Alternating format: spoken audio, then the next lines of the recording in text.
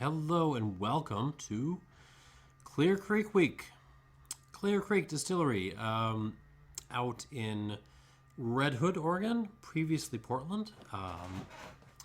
One of the, I would say the first generation of post-war craft American distilleries. This is one all y'all should know because there are a lot of big, big small distilleries now that would not exist were it not for the work of Clear Creek and a couple of others going first. And so their particular focus has been EdVs. They do other things. They're probably most famous these days for McCarthy's American single malt whiskey, but their heart and soul is really EdV.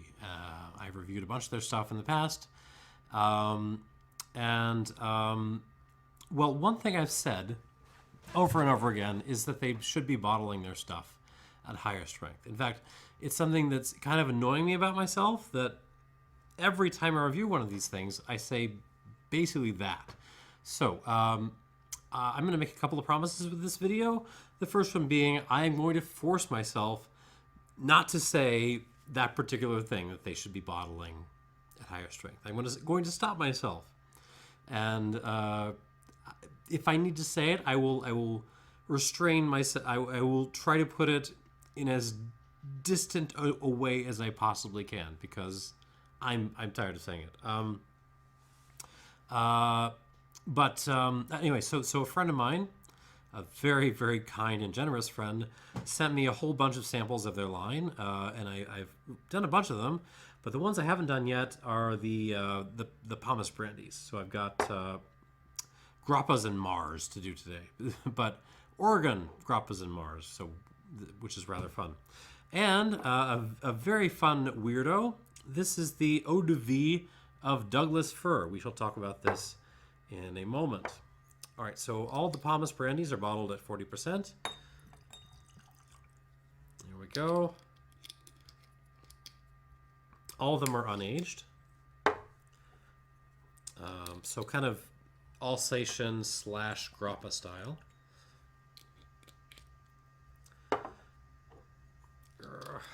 Sorry, won't be a minute. Thank you for your patience. And this EdV of Douglas Fir is not bottled at 40%. This is bottled at 47.73%. So this is a test case to see if Clear Creek,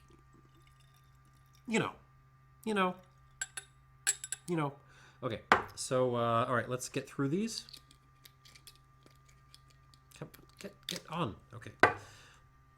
All right, I've kind of arranged the pomace brandies in order of probably pungentness. So we're going to start off with the Clear Creek Pinot Grigio Grappa. Pinot Grigio, one of the many mutations of Pinot Noir, commonly grown in northern Italy, but also in Alsace. Not so commonly made as a Mar in Alsace, but you do see it sometimes. And you do see it as a grappa too. There's also a heck of a lot of Pinot Gris made in Oregon, so I assume that's why they're getting it. So let's stick our nose into this and see what happens.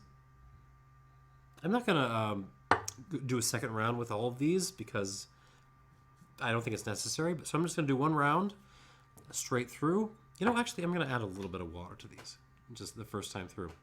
But the Douglas Fir, I am going to give the second round to, so we shall leave that untainted for now. Okay, Clear Creek Pinot Grigio Grappa on the nose. The first word that comes to mind is musty. Musty in a really nice way. This smells like a damp forest with stuff like kind of, rotting and fermenting and stuff. It smells great. Take like a damp, musty forest meets orange pith. And like throw in a couple of just like crushed grapes in there, like straight up pomace. And you're most of the way there. Um, some really nice fruitiness, some like kiwi and nectarine going on. But then you've got those classic kind of pomace brandy notes. You've got just stems, just stemminess in general. There's some herbal teas going on. There's some tobacco. This is not like fruity sweet tobacco. This is more like burley. This is more like cigarette tobacco. It's that very nutty stuff. Fennel, wet leaves, fresh wet leaves. Like some miscellaneous mixed herbs, maybe some basil, some oregano in there. This is a very nice nose. It's just very extroverted. It's hopping out of the glass and saying hello on the palate.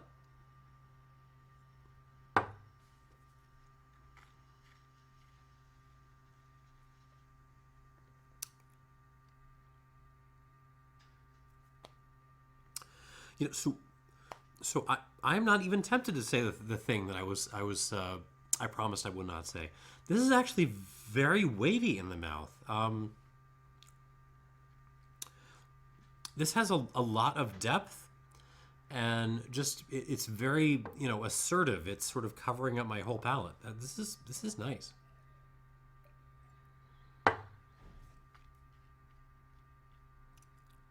Okay, so kiwi again, grapes again, just like grocery market white grapes. There's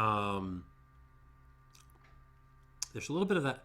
It's more nectarine skin than actual like the fruit. Citrus pith, orange I guess, bergamot maybe. Some anise notes going on, almost an absinthe thing.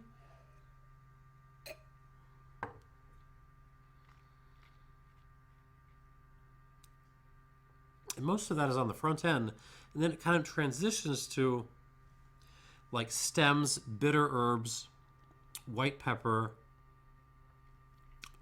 lots of like tea leaves and stuff on the back end. There's parsley, there's basil, there's a little bit of cucumber actually going on. Burley tobacco again, that kind of damp, musty forest thing again. I'm really into this. This is very solid, and it doesn't feel like it's lacking anything in particular. So that's great on my end. There's something about this that reminds me of mezcal weirdly. It doesn't have the so this is more. I'm not thinking of like the big commercial, heavily smoked espadines. This is more. Kind of the more light, fruity, like barril kinds of blends, those things. But I could see mezcal folks getting into this. I really could.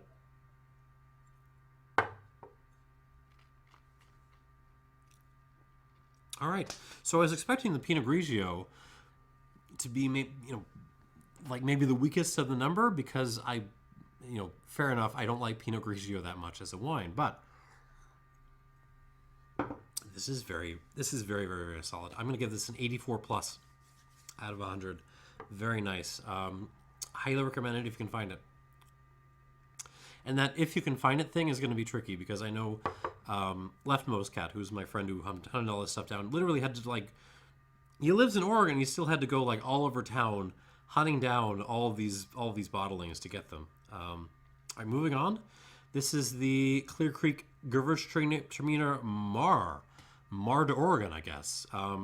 Okay, so Gewürztraminer is the main thing you see from Mars from Alsace, and it is the really distinctive grape in Alsace. You see it elsewhere in the world, but that's really their jam.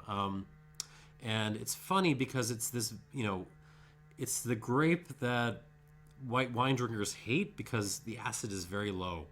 On the other hand, the aromatics are crazy and the mouthfeel is crazy. So that makes it a very good candidate for Mar. Okay, here we go. On the nose. Whoa. Okay. Much more floral than the Pinot Grigio. I feel like I'm just smelling a mass of flowers right now, actually, which I'm enjoying. I mean, just violets, wow, wildflowers, roses are in there. Lots more than that. Like I need to study up on my flowers. I'm still not very good on them, but man, this has a lot of floral notes. Lychee fruit, of course. Kind of a mix of exotic teas, herbal teas, some pu'er in there, I think. There's a little bit of like kind of green stuff, like damp green stuff, but I mean, this is really all about the flowers on the nose, and I appreciate that. There's some fennel, there's some kiwi, there's key lime, tobacco again, but this time we are straight on with Carolina bright leaf. Touch of ginger in this, like crystallized ginger, and some curry, like a little bit of a green curry sort of note. Awesome nose. I'm really into this. Let's see what happens on the palate.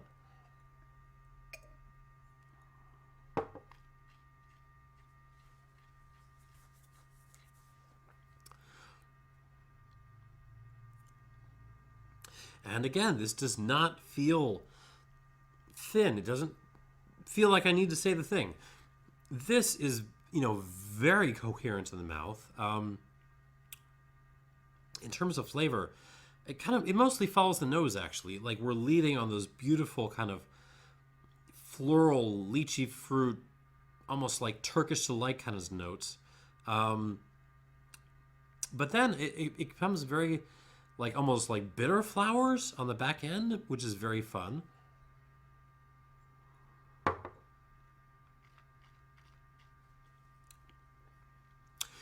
Yeah, so the front end is more like, like flower candy, Turkish delight, that kind of thing.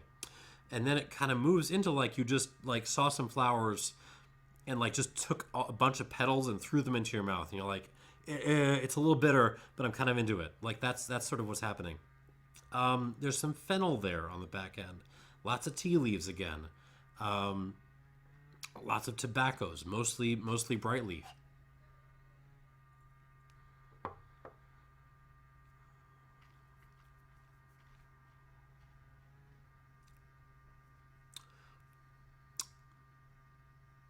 Man, this is good. Kiwi and lime again, but there's also like some spicy stuff. There's some like the ginger thing is back. There's some nutmeg. There's some white pepper too. And overall, let me try the Pinot Grigio again.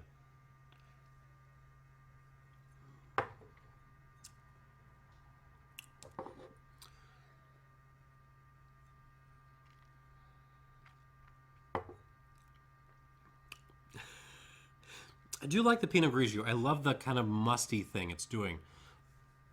But the Marc de Gewürztraminer just feels a little bit more integrated and just kind of better at what it's doing. Both quite good. Both well worth grabbing if you can still find bottles of them. I'm going to give this an 85 out of 100. It just feels very special and very, I mean, especially from an American distillery. A Marc of Gewürztraminer, are you kidding me? Like, if you see this, like, just snatch it up. 85 out of 100. All right, moving on. This is the one which could be the best, but also is the most terrifying to me. This is the Creek Muscat grape brandy, a grappa, sorry. Now, I've already done my piece talking about how awesome Moscato is. It's a very old grape, and it's made now in the Piedmont by some of the best winemakers in the world. Like, they're also making Barolos that can age for 30, 40 years, but, in their off time, they will absolutely make a slightly frizzante, delightful aromatic Moscato that you can drink by the poolside. And like, if you were the kind of person who poo-poos that because it's enjoyed by people of color and women and younger people, screw you. Moscato is awesome. That being said, the barefoot stuff and the cheapies, those are not good. Don't drink those. Spend the money, get the good stuff. All right, that is my Moscato rant one more time. Yeah, just one of those really underrated varietals. All right, here we go. So the reason why I worry is Moscato is very, very distinctive. It's very aromatic, but it's also, it can get a little weird. Let's put it that way. Okay, so let's see on the nose of this. Ooh.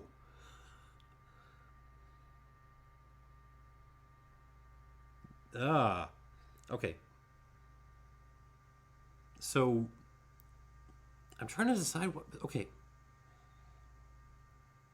There is a very, very intense floral element here, and I'm trying to decide whether it smells like floral laundry detergent or whether it smells like actual flowers. Maybe it's both. Maybe it's like actual flowers that have just fallen into a vat of floral laundry detergent.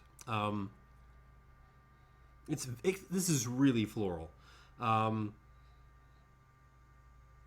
Like kind of a little bit too much for me, if I'm being totally honest. There's also some freshly cut grass going on, some rooibos tea, kiwi again, some lime peel going on.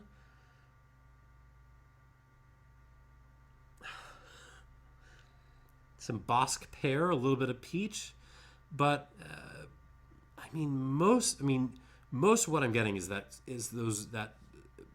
layering of floral notes, which is really, really present and really aggressive. There's a little bit of that sense of like mustiness I was getting on the Pinot Grigio one. Yeah, that's still there. But yeah, the flowers are ruling this, so it's not a particularly balanced nose. Let's put it that way. But it feels like something made with quality. Let's put it that way.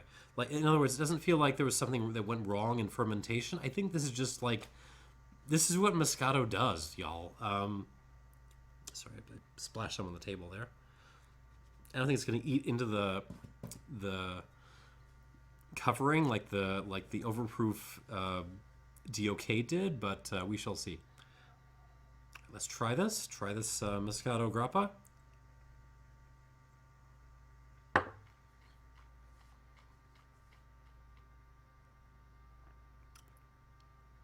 Oh. Again, floral, verging on soapy. Like it's almost too much for me. In fact, I think it is kind of too much for me. This is a tricky one. There's just so many flowers piled on top of each other. So much it almost gets soapy is the word.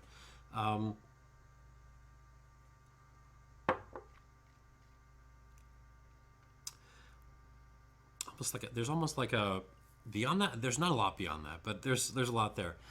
Oh, I should mention again. This does not feel like it needs. If one were to add additional solvent material to this, it does not feel super necessary. Other characters. This reminds me a little bit of like some pear ciders I've had. They get a little bit weird. So there's like a pear cider, like a weird pear cider aspect to this. That grassiness, the cut grass thing again, the mustiness.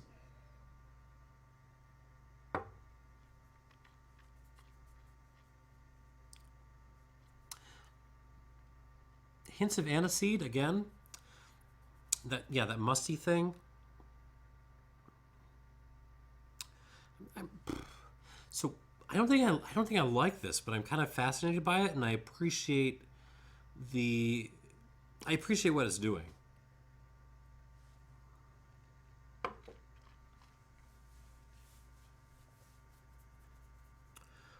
Yeah, this is an impossible one to score. I'm gonna give it 81 points out of 100 because I don't know what else to give it.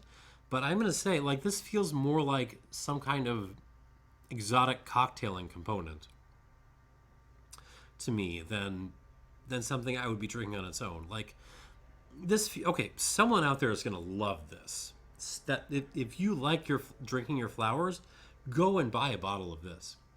But even beyond that, I feel like there's going to be some mixologists who just are going to, really, really want to give a little bit of a top note to something that they're working on. And a quarter ounce of this will absolutely do that. Would I drink it on its own? No. But I appreciate it. And I'm glad it exists. Thank you, Clear Creek Moscato Grappa. 81 points, though. All right, and finally, I am actually gonna add water to this after I try it the first time because of the strength. But we shall try it neat. Clear Creek, EdV of Douglas Fir. No idea when this was bottled. No idea when any of these were bottled. Actually, I guess they were all Dusties, but that's all I can tell you. None of these were bottled recently. This is, however, bottled at 47.73%. What is it exactly? Well, that color is not oak aging. That color is little Douglas Fir seeds. What they're doing is they're taking a brandy base, and then macerating it with Douglas Fir seeds. No idea what kind of brandy base it is. I don't know if that's pear or apple or grape or I don't know, but it is apparently a brandy base. Now this is an Alsatian tradition too. It's a little bit more obscure and weird, but apparently it exists, and I am darn excited to be trying this, especially because of the bottling strength. Okay, I am sticking my nose into this. Wow. Oh my God. Okay, so the reason for that reaction is, so I was expecting the Douglas Fir, and there is a hell of a lot of Douglas Fir on this. What I wasn't expecting on this is just there is a lot of fruit as well, and the fruit is absolutely gorgeous, and the way it combines with the Douglas Fir is priceless. Yeah, Douglas Fir. I'm getting not just the needles, right? I'm getting the sap. I'm getting like the branches. Like I'm smelling just the whole tree. But then all of that is laid on top of this gorgeous foundation. This tear-rippingly foundation of fruit. Like I'm getting cherry. I'm getting pear. I'm getting strawberry. I'm getting white currant. I'm getting slight, metallic notes, minerally notes. I'm not totally sure. So rocks and metal. But it's mostly Douglas Fir and fruit. That's what it smells like, and it's utterly gorgeous. Oh my God. If there is any of this around your area, you got to at least consider it. I mean, it's not cheap. I don't remember exactly how much it costs. It's not cheap, but give it a look. Wow. Okay. So the palate again is a little bit scary, but we're gonna try it.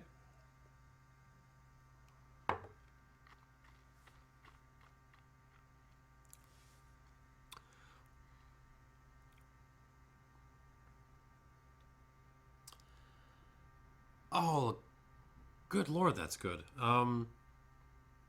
So this is really ruled by, until the finish, this is really ruled by the fruit. Apple, pear, currants, cherry, strawberry, a little bit of peach too. And then the sappiness and the bark and the needles, they kind of come in right at the end to kind of give it this very Douglas Fir sort of finish. And the finish is just endless. It is dry and herbal, but also like tree and like very, very fruity at the same time. Um,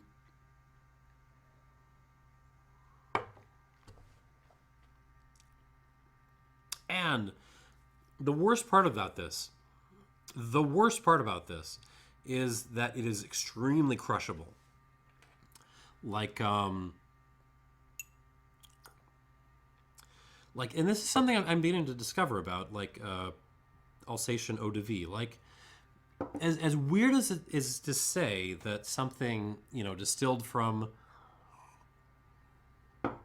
fruit and unaged and so forth is basically something you could have as a session drink to go all night long and, basically kill a bottle in the course of a few hours with some good friends.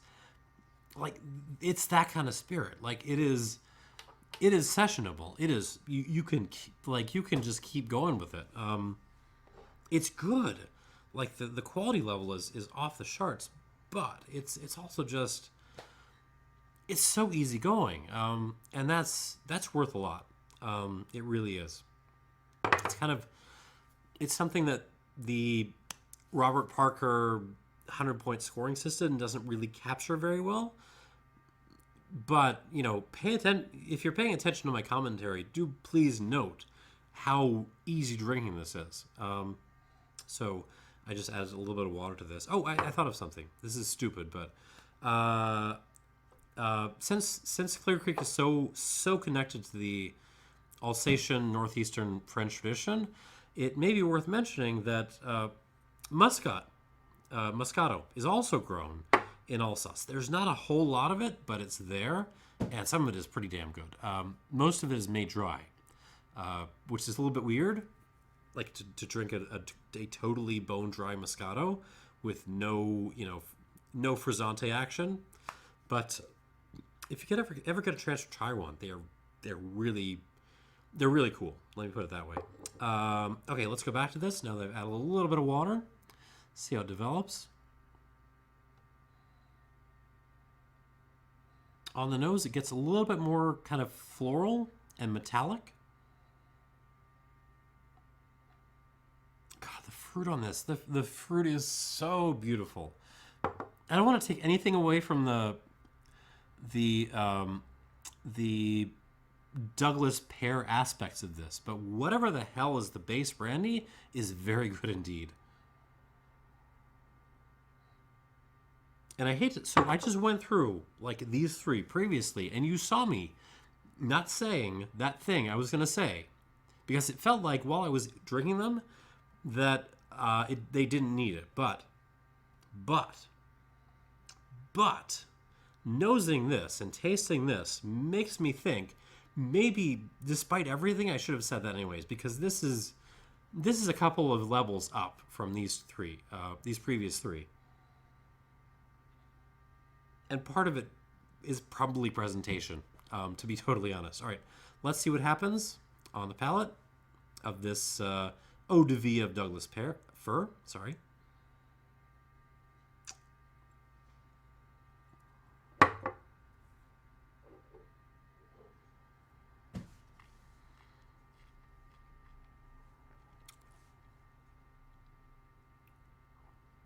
Oh, God.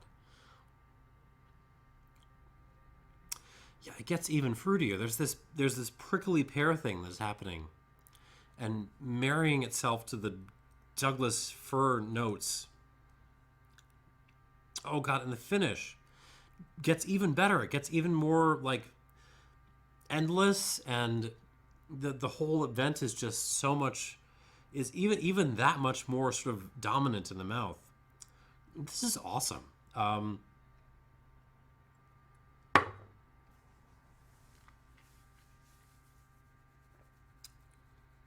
This is a complete and total delight is what this is.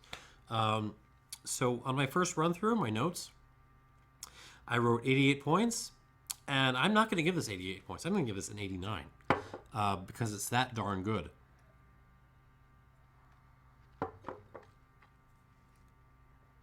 Look, I'm drinking this stuff. It's just like, I don't want to give you tasting notes and context and commentary. I just want to drink this because it's that good, and it's that, like, just, it demands to be drunk. Stop, like, setting that back in its place is like, requires a serious act of will. 89 points. That is a fascinating and valuable and absolutely wonderful spirit, and I am delighted by it. And it kind of makes me want to talk about the presentation of the previous three, even though I didn't think the previous three needed any help in the presentation department. Like, that's how good that is. Wow, yeah. And that's the first episode of Clear Creek Week. 84 plus for the Clear Creek Pinot Grigio Grappa. 85 for the Gewürztraminer Marc. 81 for the Muscat Grappa, but don't ignore it. This is, if you are a mixologist, this may be your jam. Or if you love flowers, this may be your jam. And 89, gosh darn, points for the EdV of Douglas Fir. And that's about it. So, the next time you see me in Clear Creek Week, I will be talking about something I've been waiting for a long time, actually. Because the first Clear Creek review I did was this, which I enjoyed. Actually, probably underrated. I gave this like an 83. It's opened up since I've had it. It's probably an 83 plus nowadays. But what I was waiting for was an improvement of the presentation. And, something on that order is about to come to me in the next few days. So, when that happens, I'm going to crack it open, give it a really serious gauntlet of opponents to go up against, and we'll see what happens. And that's what I got for this episode. Thanks for watching, and cheers.